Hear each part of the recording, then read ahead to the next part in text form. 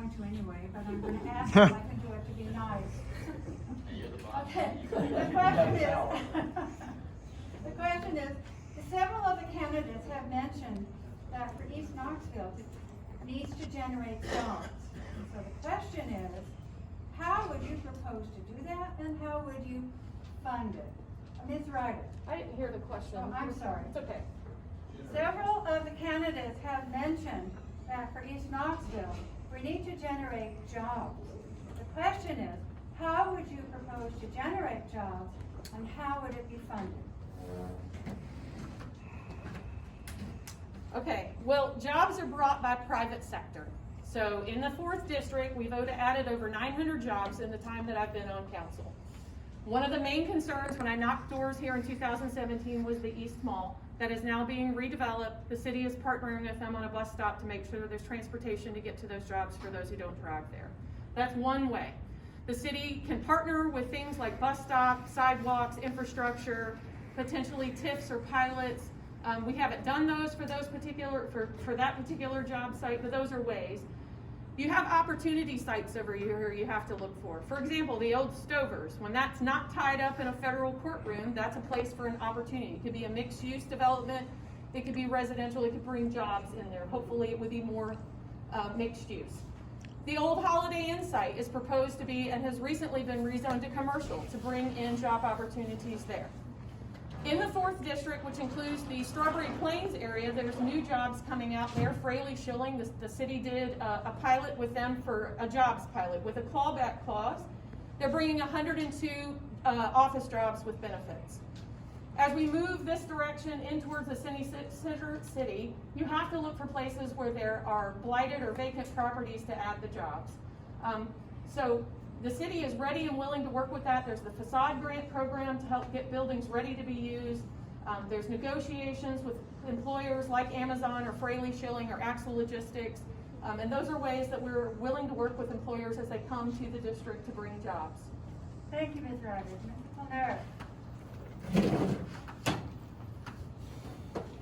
Jobs start with entrepreneurs, period. Louder. Jobs start with entrepreneurs. Entrepreneurs are entrepreneurs because they want to either see things become better, capture a piece of the pie, or they are in the business to make money. That's the reality of life, guys. It's called the free enterprise system. The reason we don't have jobs in East Knoxville is because we have crime. It all starts with crime. Would any of you open a business on Magnolia and invest $1 million of your money or borrowed money to build a business? I doubt a single one of you would stand up and say yes. And the government can't do anything.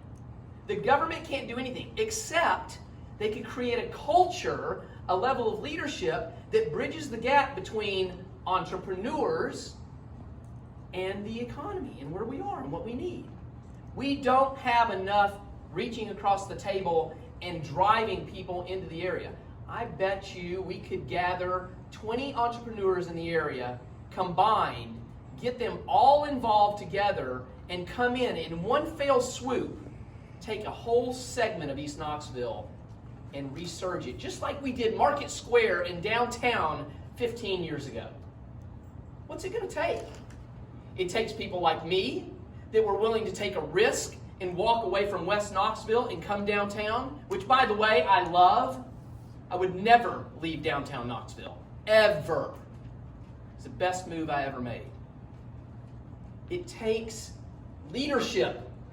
We have failed leadership. We have failed leadership from the top of our system all the way through City Council. It's time for a change. We've got to take control of this. It's going to take people with conservative values to make it happen. Thank you, Mr. Conner. Ms. Harper. I'm going to start here, because one thing that's on my platform is I do talk about business investment. And he says, there's no developers that want to come to East Knoxville and develop here. But that's another reason why I'm part of the women, and why when we started last year, is we wanted to provide interest-free microloans to small black businesses within the city of Knoxville, because we do know that entrepreneurship is a way to create wealth and provide jobs, especially to feed your families. So that's one way. I also would like to say that's on my platform is increasing the minority business that is doing business with the city of Knoxville. Right now, there is only about the 5% goal, and we're not even hitting the 5% mark when it comes to minority-owned businesses doing business with the city of Knoxville. I would like to see how we can increase that number and really advocate for those businesses that are in District 6 so that we can grow our business, provide entrepreneurship, and also have those jobs. The last thing I also wanted to say is I was talking with someone about 5 months ago, and there's a wave going on with the microchips that are being developed. And they're wanting people to create these microchips out of plastic. So, hey, that's a space that we could use for jobs, right? But we need to look at the resources that we already have. We have Knoxville College sitting in Mechanicsville, which sits in District 6. How can we utilize that particular space that we want to grow, and we want that to thrive as well? Can that be a training facility to bring people here to provide jobs, to train them so they can have access to the resources? We have to look at the wave and the trends that are going on, and how can we get on that wave and bring those resources within District 6 and within the city of Knoxville. Thank you, Ms. Hart. Mr. Holt. Yeah, I really don't know how the city government is paying anybody to bring business here, but what Jim said is absolutely the case. This lies in private investment, it lies in corporations, entrepreneurs, small business owners to invest in the city of Knoxville. But once again, what are the levers the city can pull? And I think Jim's point about acumen. Yeah, I was speaking with one of the county mayor. I heard this. He said, if you were going to pick one person on the current city council or the mayor to go with you to advocate to a corporation looking to move into Knox County or the city limits, who would you bring? He did not have an answer to that question. I think that says a lot. We need people that have the ability and acumen and proactive nature to go out there and do that recruitment so that we can encourage people to bring those jobs and bring that growth to the city. You know, after which we have to look at what can the city do. We can use intelligent tax incentive programs and pilots that can help facilitate large-scale investment into different areas of the city, particularly into East Knoxville. And to go back to one of the questions asked earlier, if someone's going to make this level of investment, when you're pouring billions of dollars of capital, if you're investing borrowed capital, you want to invest in an area where you see long-term potential. We don't have safe streets. We don't have safe communities.